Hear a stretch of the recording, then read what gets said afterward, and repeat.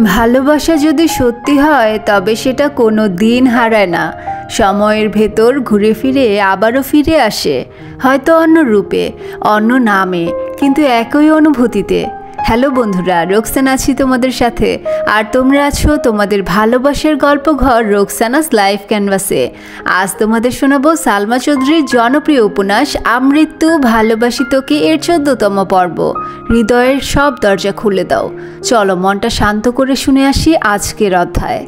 পর্ব 14। তানভীরের রুম থেকে খেয়ে আবির চলে গেছে নিজের রুমে। 1 মিনিটের মধ্যে মেঘও বের হয়ে গেছে। কোনো দিকে না তাকিয়ে চলে গেল আবির ভাইয়ের রুমে। দরজার বাহির থেকে ধীর কণ্ঠে ডাকলো, আবির ভাই। কোনো সাড়া নেই। দ্বিতীয়বার আর একটু জোরে ডাকলো, আবির ভাই। আবির বলল, ভেতরে আয়। আবির আচ্ছ অবস্থায় ফোনে কি যেন করছে। ফ্যানের বাতাসে আবিরের চুলগুলো এলোমেলো উড়ছে। মেঘ আবির ভাইয়ের পায়ের কাছে দাঁড়িয়ে চুপচাপ চেয়ে আছে আবির ভাইয়ের হাতের পানে। আবির আকস্মিক বলে উঠল, কিছু বলবি? মেঘ কণ্ঠ খাদে নামিয়ে কাপা কাপা গলায় বলল, সরি আবির ভাই, এতটা লেগে যাবে বুঝতে পারিনি। আবির স্বাভাবিক কণ্ঠে উত্তর দিল, আমি কি কিছু বলেছি তোকে? মেঘ পুনরায় বলে উঠল, বেশি ব্যথা লেগেছে? মলম লাগিয়েছেন? আবির গম্ভীর কণ্ঠে উত্তর দিল, না, কিছু লাগাতে হবে না। মেঘ তীক্ষ্ণ দৃষ্টিতে চেয়ে শক্ত কণ্ঠে বলে উঠল, লাগাতে হবে। মেঘের শক্ত কণ্ঠের কথা শুনে আবির মোবাইল থেকে চোখ সরিয়ে অষ্টাদশীর পানে তাকালো। মেঘের চোখে মুখে অধিকারবোধ স্পষ্ট প্রতীয়মান হচ্ছে। আবির নিরুদ্বেগ কণ্ঠে বলল, তাহলে তুই লাগিয়ে দে। এতক্ষণ শক্ত থাকলেও এই কথা শোনার পর মেঘ আর শক্ত থাকতে পারল না। বুকের ভেতর অনুভূতিরা ঢোল বাজিয়ে নৃত্য করছে। হাতে পায়ের কম্পন তীব্র হতে শুরু করেছে। আবির ভাইকে মলম লাগিয়ে দিবে, এটা ভাবতেই বারবার শিউরে উঠছে অষ্টাদশী। আবির পুনরায় শক্ত কণ্ঠে বলল, হয় নিজে লাগিয়ে দিয়ে যা, না হয় চুপচাপ ঘুমাতে যা, আমি লাগাতে পারবো না। আশেপাশে তাকাচ্ছে মেঘ। চোখ পড়ল ড্রেসিং টেবিলের উপর রাখা মলমের দিকে। মলমটা হাতে নিয়ে আবির ভাইয়ের কাছাকাছি বসলো। হৃৎপিণ্ড ছুটছে এদিক সেদিক। আঙুল কাঁপছে অষ্টাদশীর। শীতল হস্তে আলতোভাবে মলম ছোঁয়ালো আবির ভাইয়ের হাতের সেই কাটা অংশে। হালকা কাঁপলো আবিরের হাত। মেঘ পূর্ণ মনোযোগ দিয়ে মলম লাগিয়ে দিচ্ছে। আবির ভ্রু গুটিয়ে শান্ত কণ্ঠে বলল, ভাবিস না তোকে দিয়ে খাটাচ্ছি আমি। যে ভুল করবে শাস্তি তো তাকেই পেতে হবে। মেঘ মনে মনে ভাবছে, এরকম হাজারটা শাস্তি পেতেও আমি রাজি। আবির অভিভূতের ন্যায় নিষ্পলক চেয়ে আছে মেঘের দিকে। আবির ভাইয়ের দৃষ্টি বুঝতে পেরে মেঘ চিবুক নামালো। কোনো দিকে না তাকিয়ে কোনো রকমে মলম লাগিয়ে চুপচাপ রুম থেকে বের হয়ে যাচ্ছে, যেন আর কিছুক্ষণ আবির ভাইয়ের কাছাকাছি থাকলে নিজেকে বাঁচাতে পারবে না। আবির একবার হাতের দিকে তাকালো, তারপর অষ্টাদশীর যাওয়ার পানে তাকিয়ে মৃদু হাসলো। সকাল বিকাল মেঘের নজর শুধু আবির ভাইয়ের হাতের দিকে। কেটে গেল কয়েকদিন। খানবাড়ির প্রতিটা মানুষ ব্যস্ত নিজের কাজে। ইকবাল খান সিলেট থেকে রাতে ফিরেছেন। সেই খুশিতে সবাই জড়ো হয়েছে ড্রয়িং রুমে। সাথে বাহারি খাবারের মেলা। সবাই আড্ডা আর খাওয়ায় ব্যস্ত থাকলেও বরাবরের মতোই আবির ব্যস্ত ছিল নিজের কাজে। সামনের মাসের 1 তারিখ নিজের অফিস শুরু হবে, তাই সব কিছু গুছাতে হচ্ছে। সাথে আবিরের বেস্ট ফ্রেন্ড রাকিব আর রাসেল তো আছেই। রাকিব আর আবির প্রাইমারি স্কুল থেকে বেস্ট ফ্রেন্ড। তারপর তাদের জীবনে আসে রাসেল। বর্তমানে তারা 3 জনের জীবন এক সুতোয় বাঁধা, তাই কোম্পানিও শুরু করেছে একসাথে। এছাড়াও আরও 2 বন্ধু আছে আবিরের, মোবারক এবং লিমন। এই 5 জন প্রতি শুক্রবার একসাথে আড্ডা দেয়। মাঝে মাঝে তানভীরও যুক্ত হয় তাদের সাথে। তবে সব বন্ধুর মধ্যেও একজন স্পেশাল ফ্রেন্ড থাকে যে সব কিছু জানে, সেটা হলো রাকিব। সবার মাঝে আবির নেই বলে ইকবাল খান কয়েকবার আবিরকে কল দিচ্ছেন, কিন্তু আবির কল রিসিভ করছে না। কিছুক্ষণের মধ্যেই বাসায় ঢুকলো আবির। পকেট থেকে ফোন বের করতে করতে বলল, সরি কাকামণি, বাইকে ছিলাম তাই রিসিভ করতে পারিনি। ইকবাল খান একগাল হেসে বললেন, সমস্যা নাই, আয় বসে। আবির ভাই আসতেই মেঘ সোফা থেকে উঠে জায়গা দেয় আবির ভাইকে।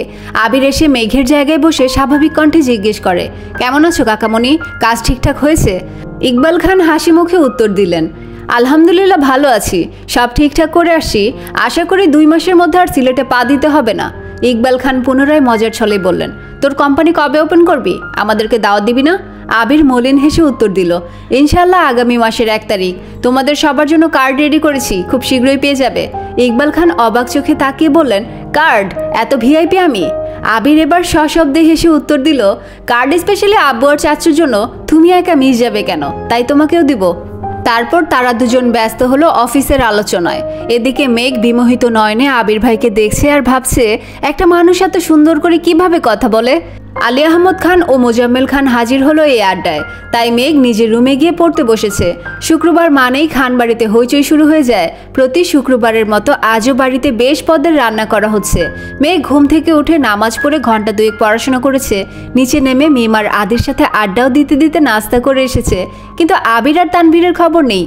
তানভীরদের এমপি মনোনয়ন পাওয়ার পর থেকে তানভীরের ব্যস্ততা বেড়ে গেছে 3 গুণ। তানভীর ছোট থেকেই ভালো ছবি তুলতে পারে। রাজনীতি যেমন তার পছন্দ, তেমনি ছবি তোলাও তার পছন্দের একটা কাজ। এমপি যেই না শুনেছেন তানভীর ভালো ছবি তুলতে পারে, সেই থেকে দায়িত্ব দিয়ে দিয়েছেন তানভীরের উপর। মনোনয়ন পাওয়ার একটা নির্দিষ্ট তারিখ পর্যন্ত এমপি কোনো জনসমাবেশ করতে পারবে না। তাই এমপির পক্ষ থেকে সভাপতি, সহসভাপতি, সাধারণ সম্পাদক, যুগ্ম সম্পাদক থেকে শুরু করে প্রত্যেকে মিলে নির্দিষ্ট জায়গায় জনসমাবেশের আয়োজন করে এবং এমপি বাড়ি থেকে ভিডিও কনফারেন্সের মাধ্যমে তাদের সঙ্গে কথা বলেন। এই টোটাল দায়িত্ব পড়ে গেছে তানভীরের উপর।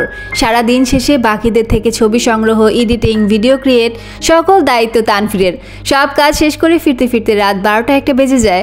মাঝে মাঝে সময় পেলে একটু আগে চলে আসে। পুরোটাই এখন এমপির মতামতের উপর নির্ভর। ইদানিং আবির 8টা থেকে 9টার মধ্যে বাড়িতে ফিরে আসে। সময় সুযোগ মিললে তানভীর বাসায় এসে খেয়ে আবিরের বাইক নিয়ে আবার বের হয়। রাত করে ফেরার কারণ সকালে উঠতে একটু দেরি হয়ে যায়। আজ যেহেতু শুক্রবার, তাই রিল্যাক্সে ঘুমাচ্ছে 2 ভাই। এদিকে মেঘ ছটফট করছে। 10টার উপরে বেজে গেছে, এখনো আবির ভাই কেন উঠছে না তা ভেবেই কুলকিনারা পাচ্ছে না। আবির যে বৃহস্পতিবার রাতে ঘুমায় না তা তো অষ্টাদশী জানেই না। বৃহস্পতিবার রাত শুধু আবিরের শোকের রাত। ভোরবেলা নামাজ পড়ে ঘুমায়, উঠে 12টার দিকে, তারপর গোসল করে নামাজে যায়। অষ্টাদশীর কোমল মনকে কোনোভাবেই মানাতে পারছে না, তাই এত কিছু না ভেবে ছুটে গেল আবির ভাইকে ডাকতে। শান্ত হস্তে দরজা ধাক্কা দিল। সহসা খুলে গেল দরজা। জানালার পর্দা টানা, রুমে আলোর পরিমাণ সীমিত। ফ্যানের বাতাসে পর্দা উঠছে এদিক সেদিক। মেঘ প্রথমে বিছানার দিকে তাকায়। বারবার পর্দা সরে যাওয়ায় বাহির থেকে আসা সূর্যের আলো চোখে মুখে পড়ছে আবিরের। মেঘ আপাত মস্তক দেখল। আবির গভীর ঘুমে মগ্ন, উন্মুক্ত শরীর, পেট পর্যন্ত পাতলা কাঁথা দিয়ে ঢাকা। চোখ সরালো মেঘ। দৃষ্টি পড়ল আবির ভাইয়ের তামাটে চেহারায়। কি অপরূপ সেই মুখমণ্ডল! সবাই ফর্সা ছেলেদের পিছনে ছুটে, আর মেঘ যেন এই তামাটে চেহারার গুরুগম্ভীর, অনুভূতিহীন হিটলার স্বভাবের লোকটার প্রতি মাত্রাতিরিক্ত দুর্বল হয়ে যাচ্ছে। মেঘের হৃৎপিণ্ডের পিটপিট শব্দ যেন জানান দিচ্ছে, সামনে আগালে তোর মৃত্যু নিশ্চিত। তবুও মেঘ পা টিপে টিপে আগাচ্ছে আবির ভাইয়ের কাছে, যেন নূপুরের শব্দ না হয়। আবির ভাইয়ের কাছাকাছি গিয়ে থামে। আবিরের অবসন্ন চেহারাটা গভীর মনোযোগ দিয়ে দেখছে মেঘ। ঘুমন্ত অবস্থাতেও আবির ভাইয়ের সৌন্দর্য যেন একটুখানিও কমেনি, বরং তা বেড়ে গেছে বহুগুণ। গাল ভর্তি চাপদারি, সামনের দিকে লম্বা চুলগুলো ফ্যানের বাতাসে বরাবর কপালে এসে পড়েছে। মেঘের মনে হচ্ছে আবির ভাইয়ের থেকে সুদর্শন পুরুষ দ্বিতীয়টি নেই। মেঘের হৃৎপিণ্ড ছুটছে দিক বিদিক। নিঃশ্বাসের শব্দ জোরালো হলো। ফ্যানের নিচে দাঁড়িয়েও ঘামতে শুরু করেছে মেঘ। ভাবছে চলে যাবে, কিন্তু এই শোভিত পুরুষকে রেখে যেতে পারছে না। মেঘের ইচ্ছে করছে সারা জীবন এভাবেই আবির ভাইকে দেখতে। মেঘ দাঁড়িয়ে থাকার শক্তি পাচ্ছে না, তাই আবির ভাইয়ের পাশে বিছানাতেই বসে পড়েছে। আবির তখনও ঘুমের দেশে নিমজ্জিত। অষ্টাদশী অভিনিবিষ্টের ন্যায় চেয়ে আছে। সব বাধা পেরিয়ে দীর্ঘশ্বাস ছেড়ে মেঘ আস্তে করে ডাকলো, আবির ভাই। ঘুমন্ত আবিরের থেকে কোনো উত্তর আসেনি। মেঘের খুব ইচ্ছে করছে আবির ভাইকে ছুঁয়ে দিতে। মেঘ আরেকটু এগিয়ে আবিরের কাছাকাছি বসলো। কাপা কাপা হাতে ছুলো আবির ভাইয়ের গাল ভর্তি ছোট ছোট দাড়িতে। সঙ্গে সঙ্গে শিউরে উঠল সমস্ত শরীর। বোধশক্তি হওয়ার পর জীবনে প্রথমবার মেঘ নিজের ইচ্ছেতে কোনো পুরুষকে ছুঁয়েছে, যেই ছোঁয়ায় মিশে আছে ভালোবাসা। অন্যরকম অনুভূতি জাগিয়ে দিচ্ছে অষ্টাদশী হৃদয়ে। সহসা আবির ডান হাতে চেপে ধরল নিজের গালে রাখা অষ্টাদশীর হাত।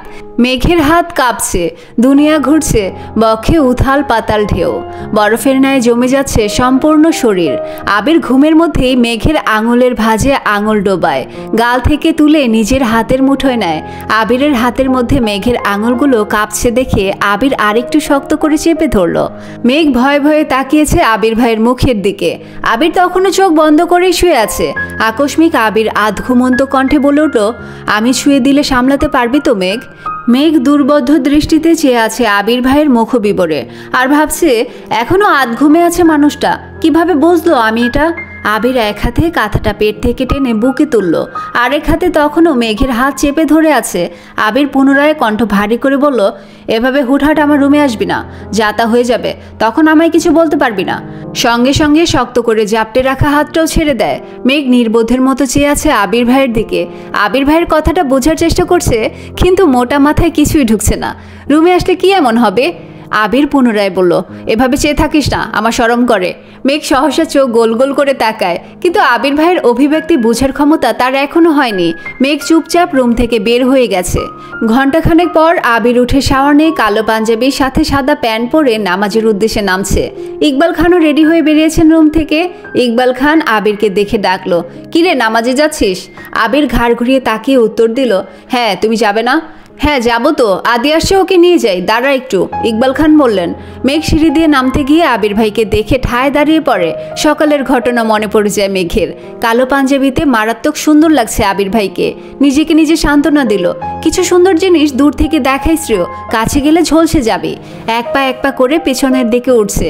আবিরের দৃষ্টি পড়ে সিঁড়িতে থাকা অষ্টাদশীর দিকে।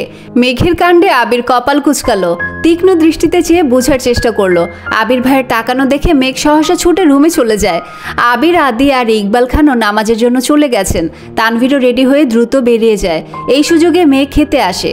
3টায় মেঘের পরীক্ষা আছে টিউশনে, তাই রেডি হয়ে একবারে বের হয়েছে রুম থেকে। পার্কিংয়ে গাড়ি আছে, কিন্তু ড্রাইভার আঙ্কেল নেই দেখে ফোন বের করলো কল দেওয়ার জন্য। তখনই আবির আঙুলে চাবি ঘোরাতে ঘুরতে বের হলো।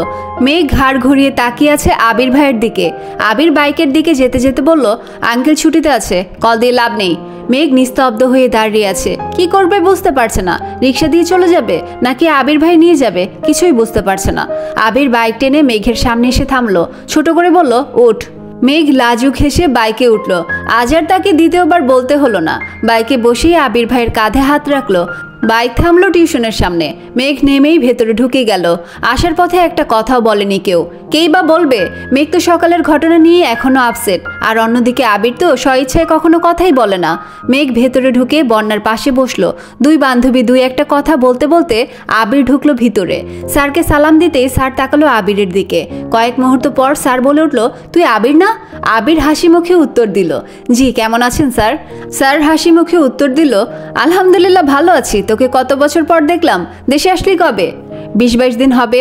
বাসা সবাই কেমন আছে স্যার? আলহামদুলিল্লাহ সবাই ভালো আছে। মেঘি তো তোর বোন? জি স্যার, চাচাতো বোন। আবির উত্তর দিল। স্যার হাসি মুখে বললেন, ও তো পড়াশোনায় খুব ভালো, মনোযোগী, কিন্তু মাঝে মাঝে একটু ফাঁকি দেয়, তুই একটু নজরে রাখিস। জি স্যার, আমি আসি তাহলে। আসসালামু আলাইকুম স্যার। মেঘ আর বন্যা এতক্ষণ অবাক চোখে তাকিয়ে আবির ভাই আর স্যারের কথোপকথন শুনছিল। এক বান্ধবী আরেক বান্ধবীর দিকে তাকাচ্ছে বারবার। এর মধ্যে স্যার পরীক্ষা শুরু করে দিয়েছেন। 1 ঘন্টা পরীক্ষা দিয়ে বের হলো দুই বান্ধবী। আবির ভাই রাস্তার পাশে বাইকে বসে ফোন চাপছিলেন। মেঘকে দেখেই বাইক থেকে নেমে দাঁড়ালেন। মেঘ বন্যার থেকে বিদায় নিয়ে আবির ভাইয়ের কাছে এসে প্রশ্ন করলো, আপনি জাননি? আবির সবসময়ের মতো গম্ভীর কণ্ঠে উত্তর দিল, না। আবির পুনরায় স্বাভাবিক কণ্ঠে বলল, কিছু খাবি? মেঘ মাথা দিয়ে হ্যাঁ সূচক মাথা নাড়ালো। আবির বলল, কি? মেঘ ভয়ে ভয়ে বলল, বকবেন না তো? আবির গুরুতর কণ্ঠে বলল, কি খাবি বল? মেঘ কণ্ঠ খাদ্যে নামিয়ে বলল, ফুচকা। আবির সহসা বলল, উঠ। বাইক স্টার্ট দিল, থামলো এসে একটা ফুচকার দোকানের সামনে। মেঘ নেমে সাইডে গিয়ে দাঁড়িয়েছে। আবির বাইক থেকে নেমে হেলমেট খুলতেই দূর থেকে রাকিব দৌড়ে এসে ঝাপটে ধরে আবিরকে। আকস্মিক ঘটনায় কিছুটা নড়ে উঠে আবির। রাকিব ঠাট্টা স্বরে বলল, কিরে বন্ধু, এই জীবনে তো তোকে ফুচকার দোকানে দেখিনি, তা হঠাৎ এখানে কেন? সে আসবে নাকি? আবির চোখে ইশারা দিতে রাকিবের চোখ পড়ে মেঘের দিকে। সঙ্গে সঙ্গে আবিরকে ছেড়ে কিছুটা দূরে গিয়ে দাঁড়ায়। রাকিব হাসি মুখে জিজ্ঞেস করে, কেমন আছেন সরি আপু? মেঘ আবির ভাইয়ের দিকে তাকিয়ে স্বাভাবিক কণ্ঠে উত্তর দিল, আলহামদুলিল্লাহ ভালো, আপনি কেমন আছেন? আলহামদুলিল্লাহ ভালো। আমি রাকিব, আমি আবির ভাইয়ের ছোটবেলার বেস্ট ফ্রেন্ড। তুমি মেঘ, তাই তো?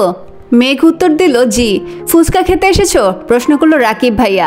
মেঘ পুনরায় ছোট করে বলল, জি। রাকিব এবার হাসি মুখে বলল, আজ আমার পক্ষ থেকে তোমার জন্য ফুচকা ট্রিট, আনলিমিটেড ফুচকা খেতে পারো। মেয়ে কিছু বলার আগে আবির রাগান্বিত কণ্ঠে বলল, তোর ট্রিট দিতে হবে না, আনলিমিটেড ফুচকা খাওয়ানোর ক্ষমতা আমার আছে। রাকিব সশব্দে হেসে বলল, আরে বন্ধু রাগ করছিস কেন, তুই তো খাওয়াবি সারা। এতটুকু বলতেই আবির রাকিবের মুখ চেপে ধরে, রাগে ফুঁসতে ফুঁসতে বলে, নিজের কাজে যা, আমারটা আমাকে বুঝে নিতে দে। রাকিব কিছুটা আহত হলো। মেঘের থেকে বিদায় নিয়ে যাওয়ার সময় আবিরের দিকে তাকিয়ে বলল, সন্ধ্যার পর চলে আসিস। আবির সহসা বলে উঠল, ঠিক আছে। এই ছিল আজকের আমৃত্যু ভালোবাসি তোকে উপন্যাসের 14তম অধ্যায়। ভালোবাসা শব্দে মাপা যায় না। কেউ কেউ বলে এটা শুধু অনুভবের বিষয়, কিন্তু কেউ কেউ এই অনুভবের মাঝে হারিয়ে যায় চিরদিনের জন্য। আজকের অধ্যায় যদি তোমার হৃদয়ে একটু স্পর্শ ফেলে যায়, তাহলে লাইক, কমেন্ট, শেয়ার করতে ভুলো না। আর সাবস্ক্রাইব করো রোকসানাস লাইফ ক্যানভাসে, যেখানে প্রতিটি শব্দে লুকিয়ে থাকে এক একটা হৃদয়ের গল্প। আজ বিদায় নিচ্ছি, কাল আবার ফিরে আসবো। ততক্ষণ পর্যন্ত ভালো থেকো, সুস্থ থেকো, মায়ায় থেকো। আল্লাহ হাফিজ।